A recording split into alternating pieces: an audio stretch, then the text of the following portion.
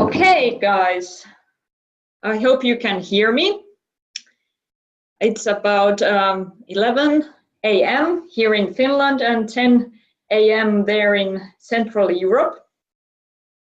So I guess we can start this Malaysia pre-orientation webinar. Welcome, everybody.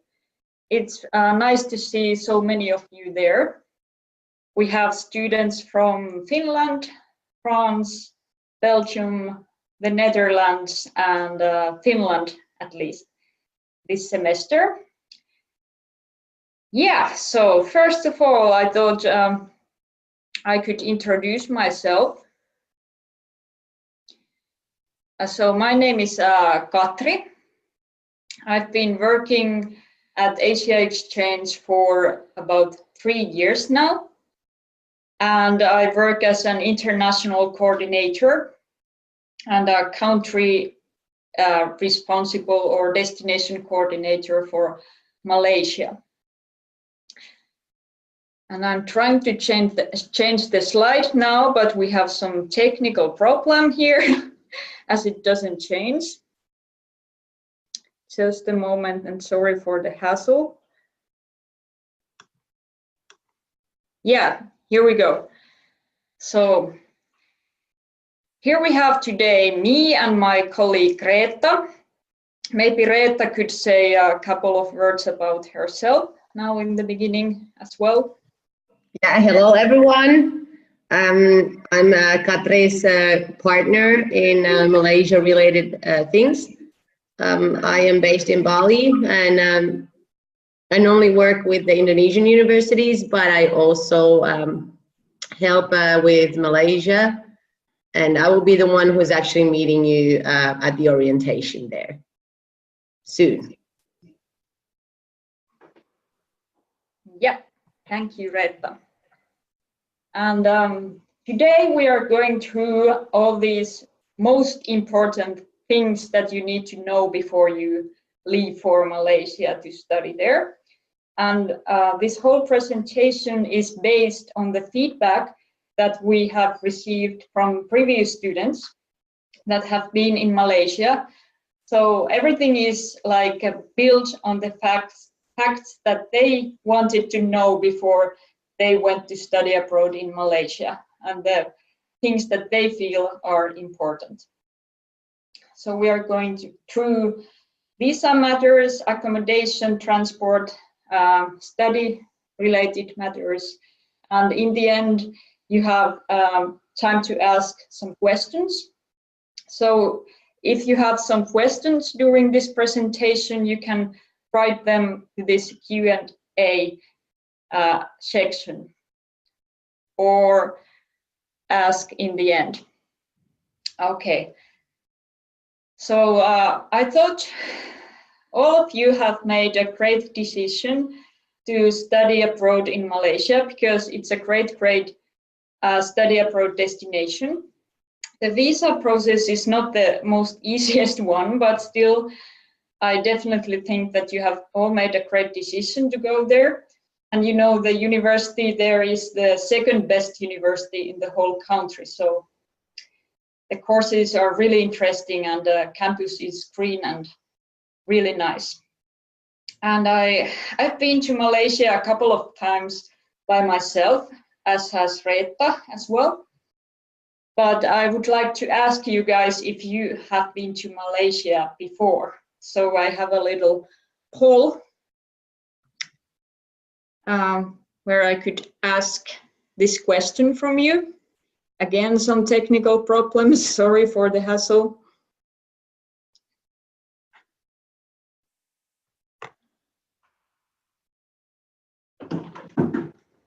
Hiiri ei toimi tässä screenillä. Se ei ota tästä. Okay. Ehkä sun pitäisi Holliin päästä. No.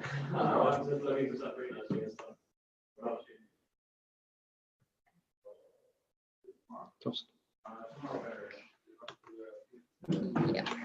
So here we have the poll. Have you ever been to Malaysia? And now you have time to vote.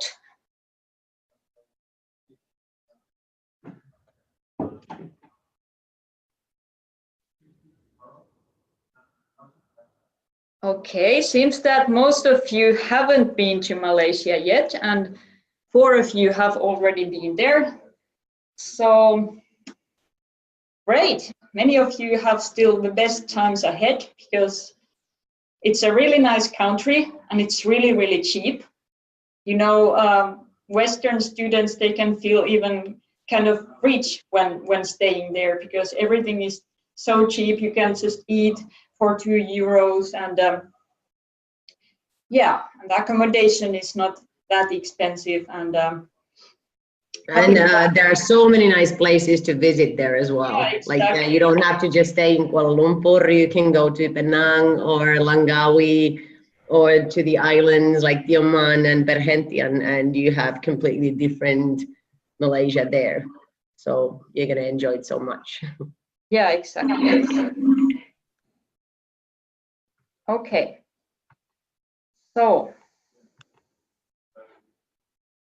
next slide, the student visa, the most important thing we have related to Malaysia.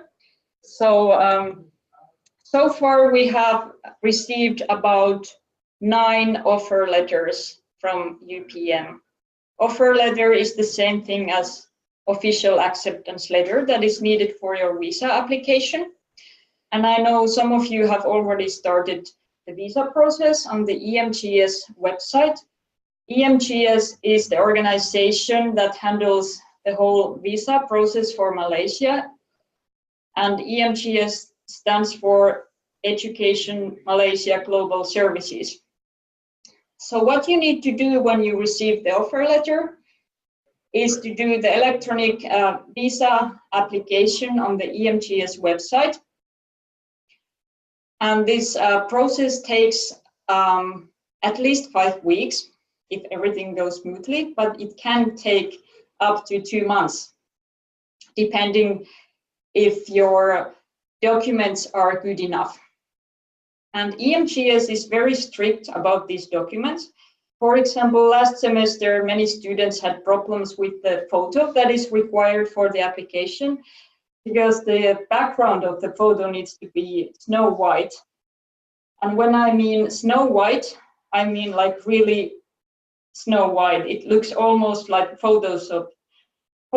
So any shades of gray or anything, they are not accepted. And there is even a tool on the website, on the EMGS website, where you can check if your photo is good enough or not. So please be careful with these attachments that you upload to the EMGS system because, as said, they are quite strict, and in case they are insufficient or if something is missing, there will be a delay in your VAL and the visa process. Okay, so some of the offer letters are already there. The rest of them should arrive in the beginning of July at the latest. And we are sending reminders to the faculties of UPM in order to speed up the process. But after all, the schedules and everything are basically out of our hands. So, and it's good to remember that Asia Exchange can guarantee your study placement in Malaysia, but we cannot guarantee your visa. So after all, it's on students' own responsibility to take care of getting this visa. Okay, once your VAL or VAL is ready, you can download it from the EMGS website. And the second step is to apply for a single entry visa. And each one of you needs to apply for the single entry visa. There are some nationalities that don't need it, but I have checked that all of you will need it. So you can contact your local Malaysian embassy and ask how long the process takes and how expensive it is. Usually it's not more than 50 euros and it shouldn't take longer than maybe 1 week to get the single entry visa, but you can check the details with your embassy. And please don't book your flights too early, because this process takes quite a long time to get the VAL and to get the single entry visa. So it's better to arrive around 1 week before the semester starts to Malaysia. And I know many of you have already booked the flights and you cannot change the flights. So let's just hope for the best that you will get the VAL and single entry visa on time to be able to arrive in Malaysia when planned. And please note that you cannot arrive in Malaysia before you have this VAL and single entry visa, because single entry visa must be applied in your home country. It used to be possible to apply for it in Singapore as well, previous semesters, but that is not an option anymore, so only in your home country. Okay, then the last phase of the process is student pass, which is the actual student visa. So VAL and single entry visa, they are not the actual visa. The actual visa is the student pass, which is a multiple entry visa. And it means that you can travel outside Malaysia as many times as you want after you have it. So when you arrive in KL, you should bring your VAL and your passport, and then a letter from the health services to the international office.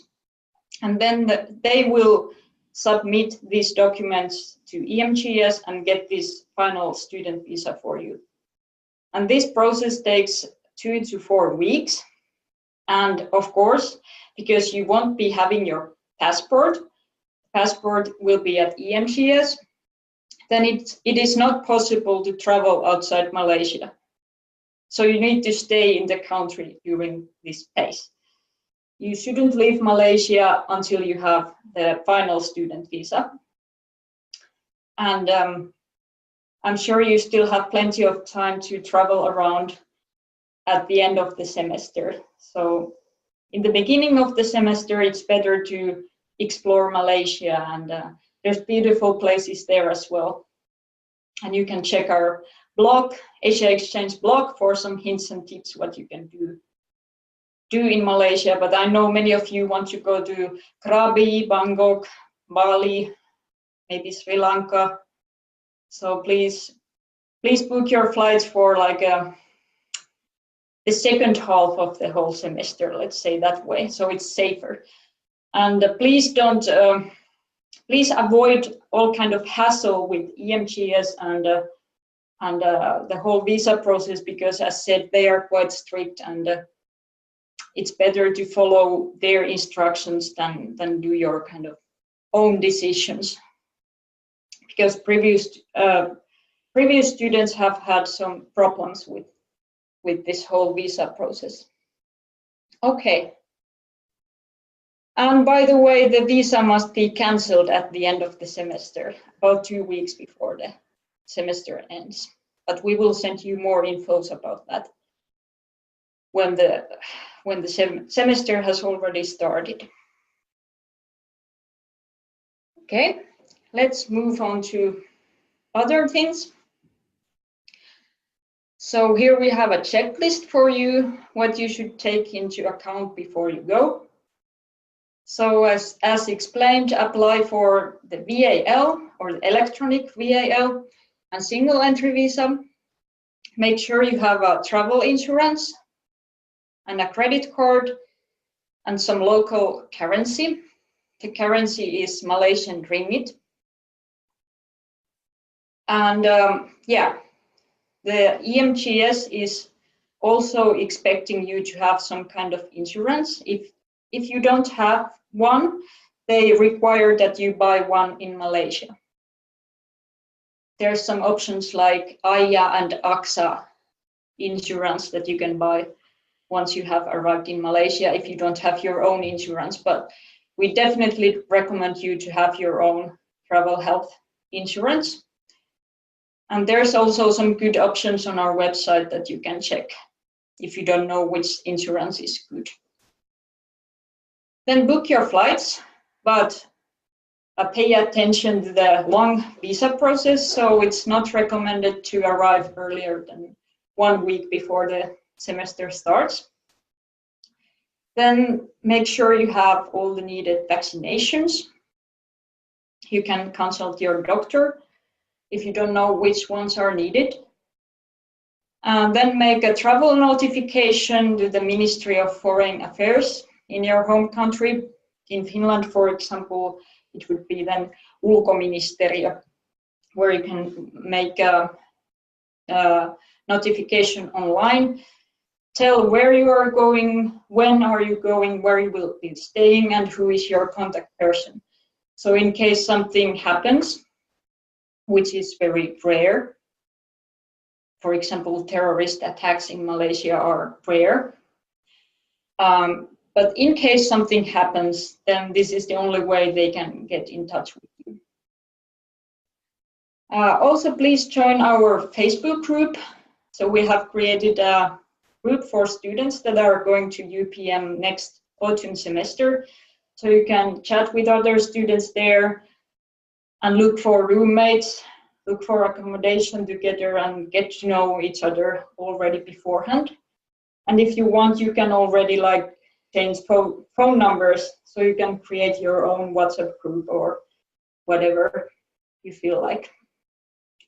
And this is important, and based on the feedback that we got from previous students, don't use any drugs, no cannabis, nothing, because in Asia the drug laws, they are really strict, and you can get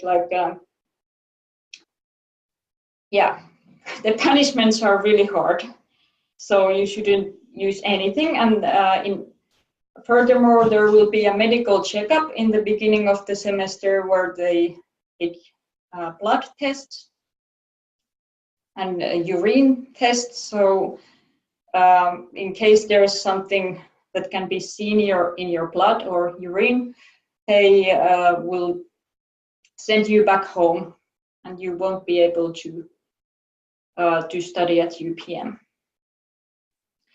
Then one good thing is to download a Grab Taxi application to your phone. It's a really handy application where you can book a taxi very easily and in a very affordable way. But Reetta will tell more about Grab Taxi when we talk more about transportation in KL. Okay, Reetta will continue from here.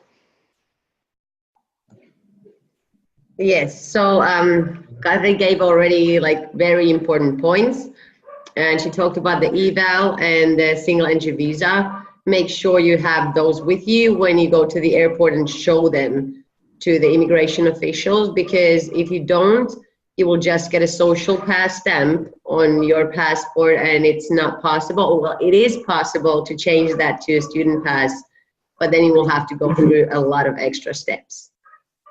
And when you're at the airport, please do purchase already a local SIM card. You will need it anyways, and it's really cheap. For example, for booking an Grab taxi at the airport, you will already need the Malaysian, or preferably you would have already a Malaysian number. So please do it right there, because there are so many of these mobile operator stands. When you're exiting the airport, you can easily, for 30 ringgit, approximately 6 euros, you will get a SIM card and phone calls, text messages, and data for 1 week, and then you can just continue buy a new package there when you get to your accommodation. So please do that already there.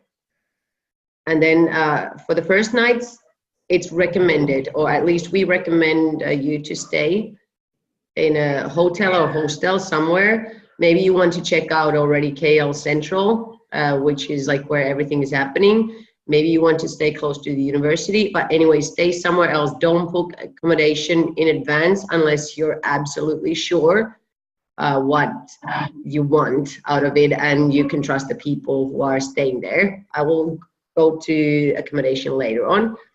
And please do go check out how far the campus is from where you're planning on staying. That's really, really important to know. Like, because the Malaysia, or like, let's say Kuala Lumpur, even the central area of Kuala Lumpur is huge. And then the UPM campus is quite far from the central area.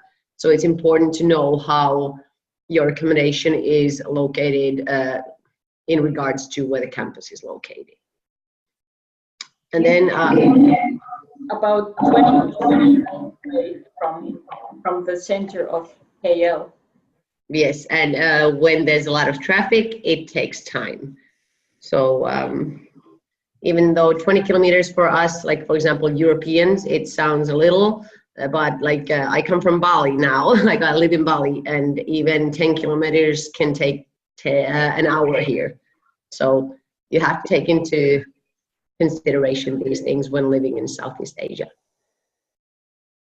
And then another thing, when you come, during the orientation week, orientation usually takes place at the end of the week, but it would be good if you can arrive a few days before the actual orientation days, so you can do the registration at UPM. So you go to the campus, to the international office, you pay the registration fees, you undergo the medical checkup,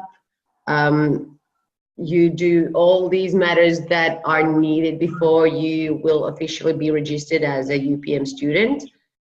And for this, you will have study buddies who can help you, but it's still best like you start the process yourself, and then UPM can assign you these study buddies. And please bring cash with you, because you need to pay everything in cash there. When you're doing medical checkup or paying any fees, you need to pay in cash. So please make sure you have cash and not credit card. That's why it's also important that you already change the currency at your home country, or you take out money when you arrive in KL. One thing for sure is like, don't change money at the airport. Something that we didn't mention earlier, but don't change money at the airport. If you bring your local currency, like euros, for example, don't change it at the airport. Change it later on at the official money changers. And then important thing is like to attend the orientation days. There's a lot of important information shared about like the faculties. You get to do a campus tour. There are some really nice like get to know each other activities, because you're not the only international students at UPM. There will be plenty of others as well. So this is really good way to get to know them. And like I mentioned before, I will be there as well. And I will be hosting a dinner for you all. So I get to know all of you face to face and know more about you. So I really, really hope all of you are there to attend the orientation days.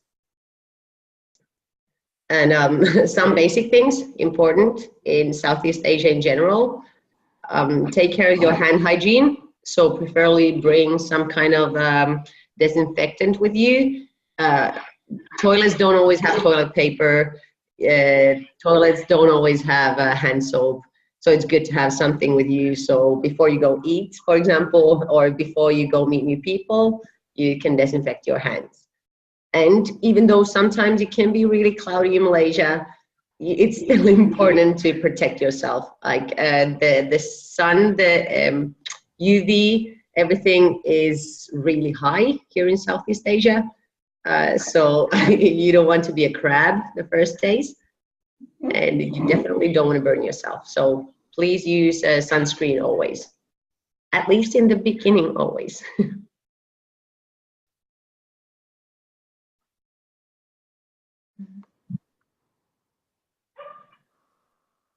Okay, I think this is going to be like one of the most important things that you consider when you're coming to study abroad. So accommodation. We have a few recommendations for you due to the fact that like many of our former students have stayed in these places and they are always recommending these places. So Blue Constellation, I've been there myself. It's a really nice residential area, around 15, 25 minutes grab taxi ride, depending on the time of the day from the university. And it is basically not that close to any shops or restaurants, but as you can order everything online in Asia for like €0.50 fee. So that doesn't really matter, but it's a really, really nice residential area. It has a huge swimming pool, it has a clubhouse, it has a gym, and the houses are basically 5-bedroom houses on 3 floors with nice living rooms, kitchen, nice terrace, TV, Wi-Fi, all these like important things. So that I can really recommend, and often many student groups live there, so you might have like 3 groups of students living in the same area, so you can just walk to someone else's house. And university, Univ 360, I always want to say university, but Univ 360, it's just opposite, basically opposite of Blue Constellation, but it's on the other side of the highway, so it's not possible to actually cross the street to visit someone just by walking there. These are apartments, mostly like 2 to 3 bedroom apartments. And also they have swimming pool, sauna, gym, many students stay there. And these people always hang out together who stay in these two accommodation options. And both are like basically the same price range. So depending on whether you share a room or what kind of a room you have, it could be anything from 200 to 300 euros approximately, plus maybe some extra for example, electricity, which is usually what you have to pay extra for in Asia. And then there are also other accommodation options that previous students have recommended, but we always recommend you to check the places out in advance, maybe contact someone from there, and then go see the place when you're already there. But for example, Blue Constellation, there is a person called C To in your group who is one of the rental people with whom the current students are staying with. So you can contact him on Facebook in your Facebook group to find out more about Blue Constellation and maybe make a reservation in advance. And please, I recommend this. This is my recommendation and also what I've heard from the previous students. Please don't stay in KL Central, because then you are far away from the university, thinking if you have to go there 3, 4, 5 times a week, you might have to reserve 1.5, 2 hours a day just to get there. And you might have long gaps in between classes. So it's better to stay in a shorter distance, like 7 kilometers or something, which the Blue Constellation and Univ 360, for example, are. Mm-hmm. And as for the transportation, there is a really good public transport network. Unlike in some other Southeast Asian countries, it is not recommended to drive a scooter there because the rental prices tend to be really, really high.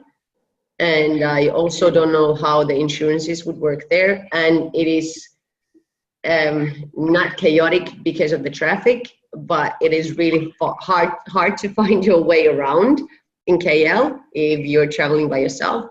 So I would not recommend having a rental bike as an option. But trains, really good network. You can get to most places easily. Maybe sometimes you need to take a taxi to get to your final destination. And also you can get almost to the campus by a train. You still need to take a taxi though. But for me, what I would say, always use a taxi. There are like public taxis that you can just flag from anywhere in the city, and just remember to tell them to use the meter. That's fine, but these are still more expensive. If you're in a hurry, if it's raining or something, then you need to use the local taxis. But other than that, always use the Grab taxi. It's way more affordable. It's easy to get. There are so many Grab taxis everywhere. And even if you're going to the university, for example, from your accommodation, just share the taxi with the rest of your housemates, and it's only going to cost like a €0.50 per person to go one way somewhere, maybe €1. And even to KL Central, you might be ending up spending €2.50 per person. So that's what I would always say. Please, please, please download the Grab Taxi app. It's amazing. It will take you everywhere and save you a lot of money. And it's safe.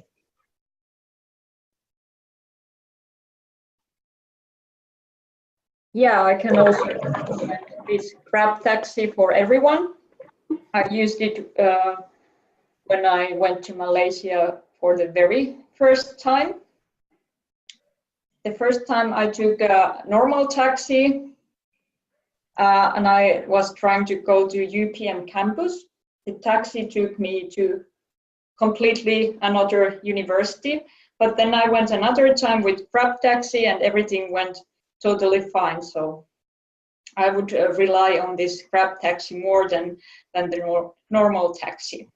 And especially like when you arrive at the airport, like when the first time you're arriving in Kuala Lumpur, you can just order the Grab Taxi to meet you at the arrival entrance, like outside the entrance, and it will be so much cheaper. So you just order the taxi to meet you outside of entrance 3, for example, and you will pay half of the price of a taxi that you pay the voucher for. It's more expensive than taking a train from the airport, but it's so much more convenient. Mm-hmm. Okay, let's move on to study-related matters. There you can see some students that are studying in Malaysia this semester. The semester is soon over. There is Ramadan going on and just some final days left. But yeah, this is the campus. And as you can see, it looks pretty green and there's a lot of palm trees and it looks like a big park. And I can tell you it is huge.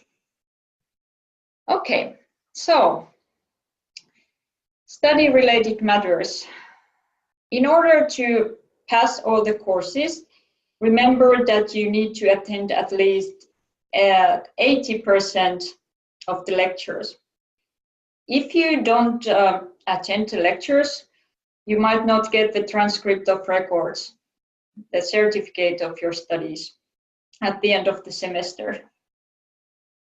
And please note that some activities, such as excursions and other activities, are obligatory for all students, and they are like part of the courses, so you need to attend those as well.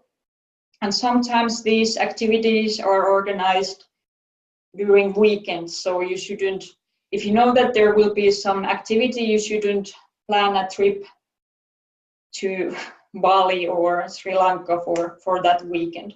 So always school comes first and free time second. And for example, the business faculty has this awesome homestay field trip that will take a whole weekend, but it's definitely worth it because then you get to see actually the real Malaysian local life. You will get out of the KL bubble. So these are also like really interesting field trips that they have there. Definitely. And you need to complete at least 2 courses in order to get a transcript of records.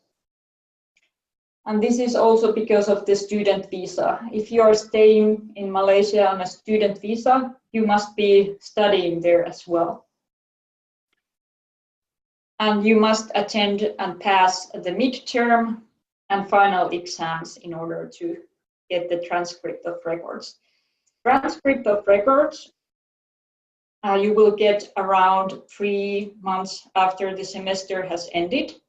UPM will first send them to the Asia Exchange main office in Finland, and then we will send out the letters for you separately, because if UPM sends out the transcripts to you like directly, they will get lost somewhere. It has happened before, so we try to avoid this kind of hassle.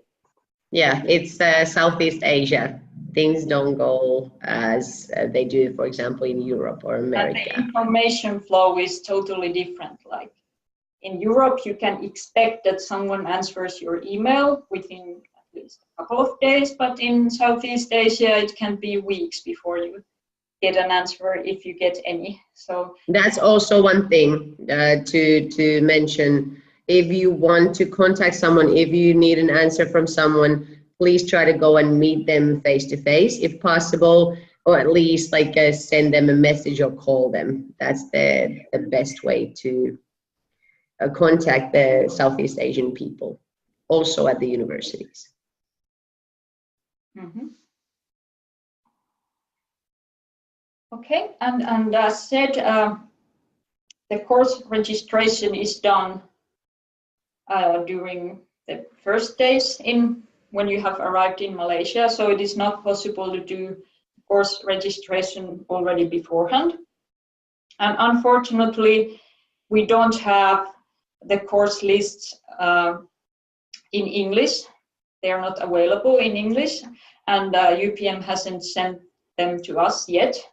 So we don't know at what time the courses are organized or anything. So we don't know if the courses you have chosen are overlapping. So it's better to fix these things once you have arrived in Malaysia. And you can then contact the international office and your faculty where you are studying at to make sure that your schedule is fine. Because I know many of you will be taking courses from multiple faculties. And there's a risk that some of the courses overlap. Okay, then dress code. So it's a Muslim country.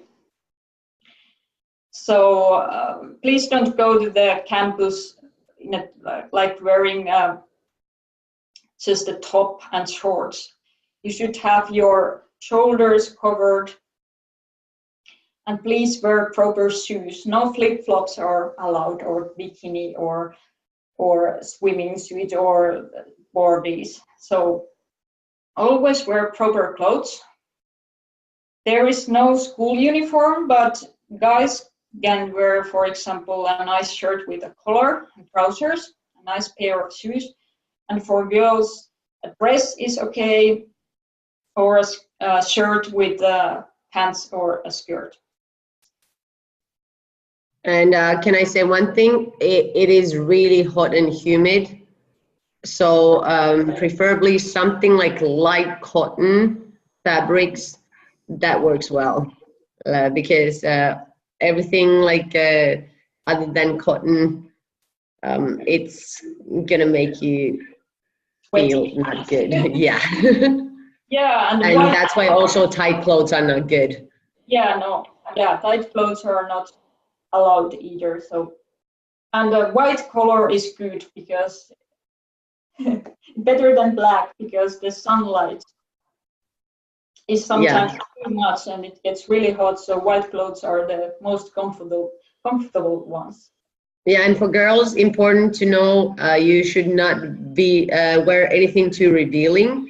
So like open, how do you call it? Like you shouldn't show your breasts, that they can, it's shown from your, what is this called? Color? So not too much skin on show ever, even if it's just around the neck, it shouldn't go too low. because it is a Muslim country, and most of the locals, actually the girls wear a hijab at the campus, or at least they wear like collars that go up to the neck. So it is not okay to show any more skin that's appropriate in general. Yeah, and the good thing is that you won't get if you wear proper clothes. And if you feel like you don't have proper clothes for the school yet, don't worry. There's a lot of shopping malls in KL. For example, this Pavilion Shopping Center, where you can buy clothes affordably. Yeah, I can tell you already that I come from Bali just to buy clothes there. So there's so many things to buy there.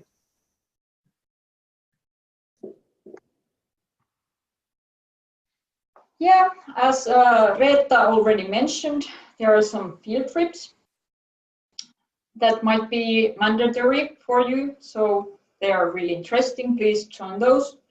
And there's also some extracurricular activities and survey assignments that you need to take into account too, in order to pass the courses. Yeah, and you can ask the international office about the extracurricular activities. Usually they provide a list at the beginning of the semester about these activities that are organized in English language. And it's also possible to get some credit points from these. The activities usually take place during the weekends, but you can get, let's say if you attend swimming every weekend, or archery or equestrian things, you might be able to get some credits that are mentioned in your transcript later on, like after the semester. So please talk to the international office about these. Mm-hmm.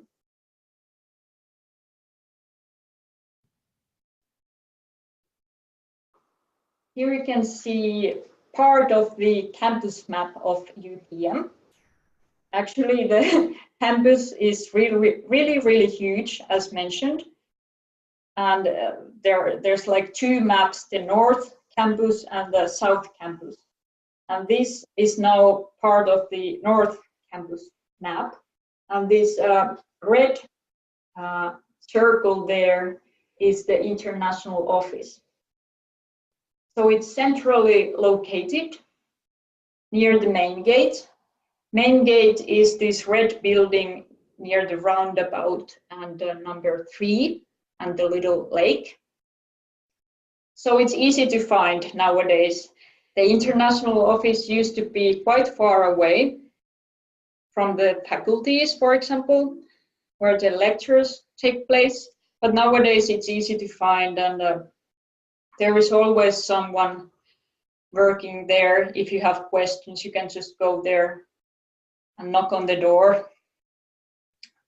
And you can also send email to the international office. The address is there, mobility@upm.edu.my. And usually they answer quite quickly. Like as we mentioned, in Southeast Asia, the information flow is not that good.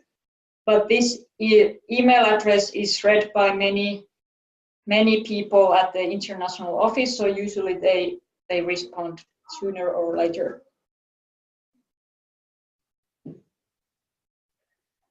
Okay. Yeah, and whenever like going to the international office, just mention that you're a mobility student through Asia Exchange. So the staff will be able to direct you to the correct desk, because it's also quite a big office. Mm-hmm. A mobility student means the same as exchange student at UPM. So it's a good word to learn, mobility student, exchange student, the same thing. Okay, then it's time for questions. So you can write your question to the Q&A section, and we try our best to answer your best questions, but you can also contact us by email at info@asiaexchange.org, or you can call our office, or you can send a message on Facebook or in the Facebook group that we have created for you. And in that Facebook group, there is also a former student called Lasse Hurri, a Finnish student who studied abroad in Malaysia last autumn semester. So he is ready to answer your questions as well. He's really nice and really eager to help other students. Yeah, so if you have any questions regarding life in Malaysia or like studies there when you're actually there, it's always best to contact Lasse. He's more than happy. He wanted to join this webinar as well, but he has to work. So he just said, like, please tell the students they're more than welcome to contact me, and I will help them if they have any questions. So always, like, he's the best one to help you with everything. And if there's something regarding visas or something, then it's better to contact us. But other than that, I think it's always best to contact Lasse. He will be the best one to give you answers on practical matters when you're there, or what to do, where to live, how to do that. Lasse stayed in this blue constellation area, so if you have questions regarding that place, please contact Lasse. Lasse is also our student ambassador, so his contact details can be found on the Asia Exchange website as well. But he is, as mentioned, in the Facebook group, so that is probably the easiest way to be in touch with him. Okay, do we have any questions? Let's check.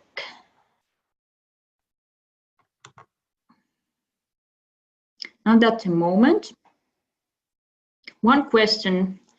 Is it correct that the orientation days are from September 7th until September 9th? Will we get more information about that? Yes, these dates are correct. They are also written on the Asia Exchange website. So we will always update the dates to the website in case there are some changes. We will probably send you also the information by email and to the Facebook group if the dates change. Last semester they changed 5 times altogether. This is quite common in Southeast Asia, that the schedules and timetables change a little bit still last minute, but yeah, those are the dates for now, and Reetta will be the one who is joining the orientation next semester as well, so you will meet her there. And yeah, UPM will send you, and we will send you more infos about the schedule of the orientation days when the semester gets closer and we have planned all the slots and the timetable, so no need to worry about that. There's another question. Will we get a replacement documents once we have to turn in our passport, or is there no problem when having no ID? Yeah, this is a good question. It is always good to take photocopies of your passport when you go abroad, especially to Southeast Asia. So you won't receive any official document that replaces your passport, but as long as you have the copy of your passport, a photocopy, it is enough. And you can travel inside the mainland Malaysia and to the islands, usually if you're not flying. So with flights, there might be an issue. And for example, Borneo, you cannot travel to because it's not called a peninsula in Malaysia. So that's different. But inside Malaysia and with the boats, it's usually enough to just have a photocopy of your passport. And you can always also ask the international office to provide you a receipt that where they mention that your passport is there. for the visa. Exactly. Okay, there is a question. If we decide to stay another semester after the first one, how is it working for visa, etc.? Another good question. The thing is, if you have applied for one semester and then you want to stay for another semester, it is not possible anymore. Like you should have known it when you applied for the first semester. Because if you want to stay for 2 semesters, you need to apply a visa for 12 months, the whole year. So it is not possible to extend the visa that you have for 6 months. So that is unfortunately not possible. But if you still want to study in Southeast Asia, maybe you can apply to another partner university of Asia Exchange, such as Udayana University in Bali or Siam University in Bangkok, if you feel that one semester is not enough. Or then you would go back to your home country for the visa application process again. And it takes too much time, probably. Yeah. No one has done it before, so yeah. It's really difficult. Okay. Student visa will be over in January, right? So do we need to leave the country after semester finished, or can we apply for normal visitor visa after that? Yeah, the student visa is only meant for studying purposes. So if you want to stay in Malaysia longer, then you will need to leave the country and come back as a tourist on a social visit visa, which is the tourist visa. Remember that you need to cancel your student visa first. Yeah, and the cancellation is done around 2 weeks before the semester ends, and it's mandatory for everyone to cancel the visa. It's part of the process, and UPM requires it. But after you've canceled your student visa, you can just fly out, like visit another country, and come back to Malaysia with a social pass, which means you get a stamp at the airport. So you don't have to go through any visa application procedures then, because you're no longer a student.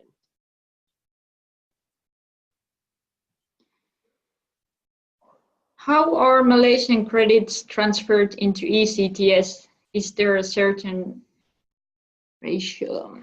Yeah, you can find information on that on the Asia Exchange website, where we have explained everything, like how many ECTS credits is one Malaysian credit. So I don't remember it by heart now, but it is explained there really well. And I can also send you the info by email after this webinar. So it's there if you go to asiaexchange.org, then practical info, and then credits, and then Malaysia. So it's everything there, and it's available in 4 different languages. So you can choose the language that is probably your own native language. Okay, does Reetta remember the credits by heart? Nope.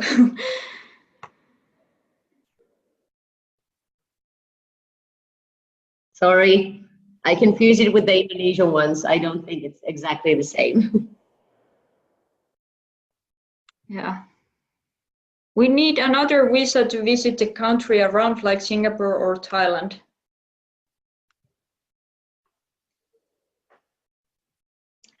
After you have the Malaysian student visa, the multiple entry visa, you can leave the country as many times as you want. And if you go to Singapore or Thailand, you can go there as a tourist, so you don't need any visa for that. You just get a stamp on your passport, and then it's... So basically the first 4 weeks of the semester, you have to stay inside Malaysia until you get the actual student pass. And after that, you have the multiple entry visa, then you can travel. during the semester, much as you want. Just not during the lectures, school weeks, but during the weekends or holidays, of course. Okay. You said we won't get any information about the courses until we register. Well, when you applied, there was this questions about like the student needs to inform his own home university about the courses that he wants to take, but he doesn't know which courses he's able to attend because the course lists haven't been published yet. So yeah, when you applied to Asia Exchange, you needed to fill out this credit transfer form. And in that form, you gave already the courses that you would like to take. So you can give these courses to your home university, the courses that you have chosen in the credit transfer form. And it is actually quite common that if you go on an exchange, the courses that you have originally chosen, they are not always organized. There might be 1 or 2 courses that are not organized at all. So it's always good to have a plan B in your mind, to pick up some extra courses that you can take in case your plan A doesn't work. And I believe all home universities and international offices are quite familiar with this problem. For example, when I went to study abroad in Germany, none of the courses that I had originally chosen were organized, so that happens quite a lot.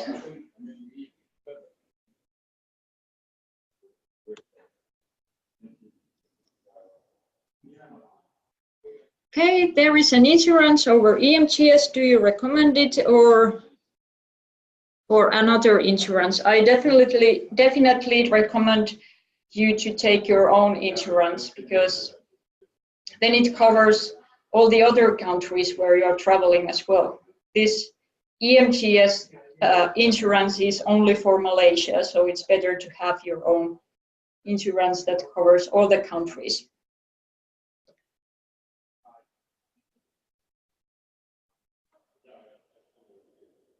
The login for the courses at UPM you will get at the beginning of the semester once you have arrived in Malaysia. So unfortunately, we don't have any information about the login. When do we have to pay study fees of 1,990 euros? The tuition fee invoice will be sent to you in about 2.5 months before the semester starts, and it needs to be paid 1 month before the semester starts. And it is paid to Asia Exchange, not to UPM or not to EMGS.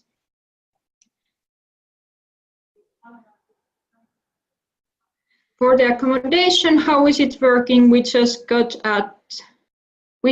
at Blue Constellation and ask for a house for 5. That's all. No, actually, you should get in contact with someone who knows something from there. So like I said earlier, a person called C. Ho in the Facebook group, he has a house there. So he's one of the people who rents houses to students.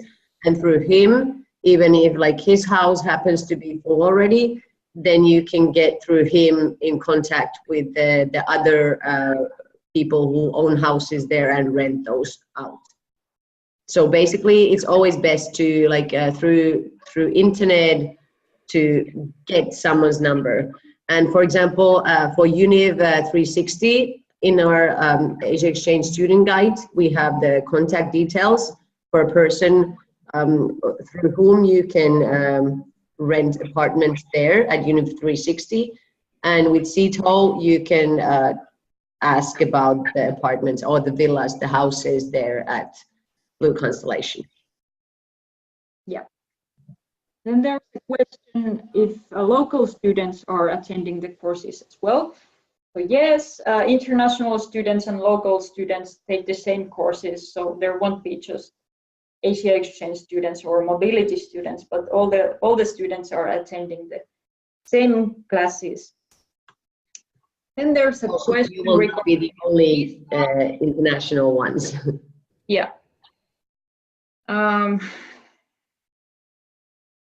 Yeah, when doing the VAL application, there is like you can choose whether you pay through institution or by credit card, and always choose this credit card option, because if you choose pay through institution, the process takes a lot longer. Last semester we had some students who paid through institution and they almost didn't get their VAL and single entry visa on time. So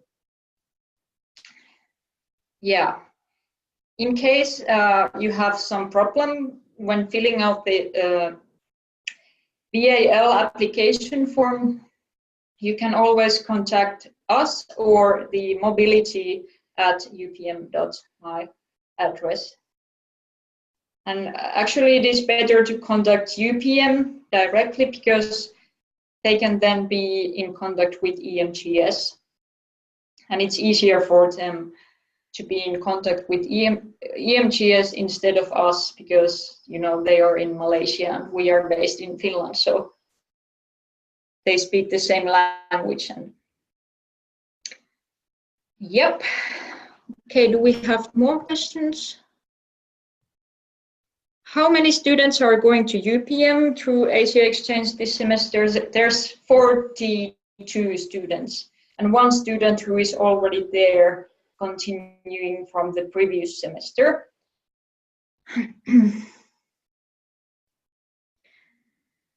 And Anna Kraus has a question regarding the visa, but maybe it's better for you to contact us by email, then we can see what we can do for the visa application. But yeah, now I think we are running out of time. So this webinar was planned to take 1 hour. So we need to quit soon, and in case you have more questions, you can send those by email, and then we will answer those.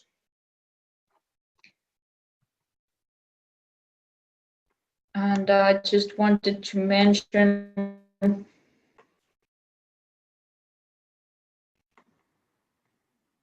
about the social media channels of us. So please make sure to follow at least our Facebook channel and the Instagram account, because there we have really cool photos from students, student experiences, student interviews, reports, videos, blogs, everything, and competitions as well. So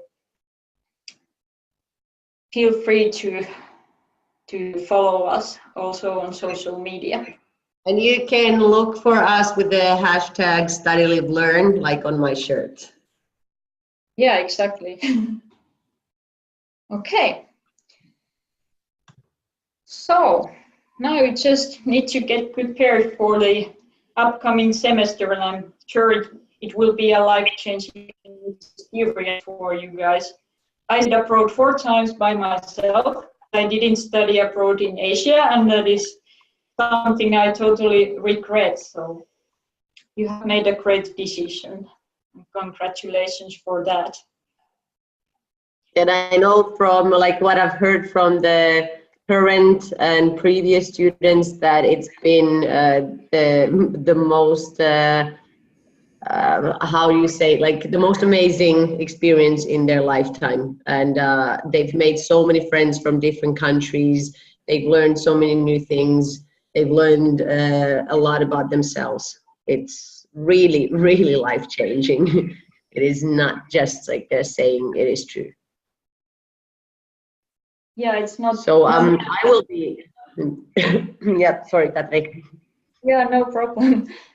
I would just like to add that it's not all about studying. It's about about living and learning as well as our study, live, learn days. So you like study there, you live there, and you learn by living and studying. So it's like a complete experience, not just studying, also No. about the world and yourself.